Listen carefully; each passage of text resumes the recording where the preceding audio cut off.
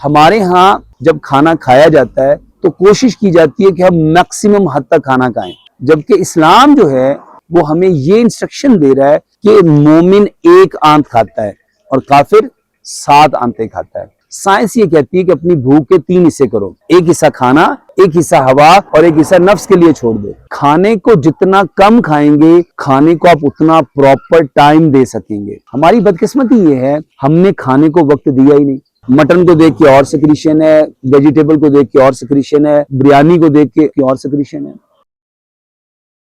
پیارے پیغمبر جناب محمد صلی اللہ علیہ وسلم نے فرمایا مومن ایک آنت کھاتا ہے جبکہ کافر 7 آنتیں کھاتا ہے۔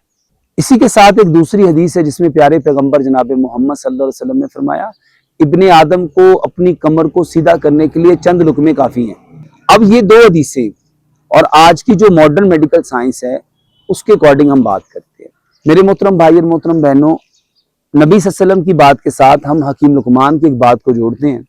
حکیم لقمان کہا کرتے تھے کم کھانا انسان کھاتا ہے، زیادہ کھانا انسان کو کھاتا ہے۔ ہمارے ہاں جب کھانا کھایا جاتا ہے تو کوشش کی جاتی ہے کہ ہم میکسیمم حد تک کھانا کھائیں، جبکہ اسلام جو ہے پیارے پیغمبر جناب محمد صلی اللہ علیہ وسلم کا فرمان جو ہے وہ ہمیں یہ انسٹرکشن دے رہا ہے کہ مومن ایک آنت کھاتا ہے اور کافر 7 آنتیں کھاتا ہے۔ ابن آدم کو اپنی کمر کو سیدھا کرنے کے لیے چند لقمے کافی ہیں۔ اگر ہم آج کی جو ماڈرن میڈیکل سائنس ہے اس کے اکارڈنگ اس کو جاننے کی کوشش کریں تو سائنس کیا کہتی ہے؟ میرے محترم بھائی اور محترم بہنوں، سائنس یہ کہتی ہے کہ اپنی بھوک کے 3 حصے کرو، ایک حصہ کھانا، ایک حصہ ہوا اور ایک حصہ نفس کے لیے چھوڑ دو۔ اب یہ جو 3 حصے ہیں، ایک حصہ کھانا، ایک حصہ پینا اور ایک حصہ ہوا، میرے محترم بھائی اور محترم بہنوں یہی اسلام کہتا ہے جتنا کھانا آپ کم کھائیں گے آپ کا سٹمک اور آپ کا جو جی آئی ٹی ٹریک ہے اس کو اتنا اچھے سے ڈائجیشن کرے گا۔ تو جب ہم کھانا کم کھائیں گے تو سب سے پہلی بات کیا ہوگی؟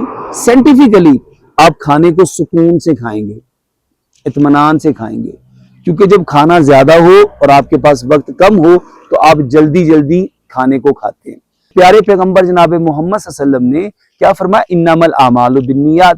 تو یہاں یہ بات کو سمجھنا کہ جب میں کھانے کو اطمینان سے کھاؤں گا، سکون سے کھاؤں گا تو کھانا بھی مجھے اطمینان اور سکون ہی دے گا۔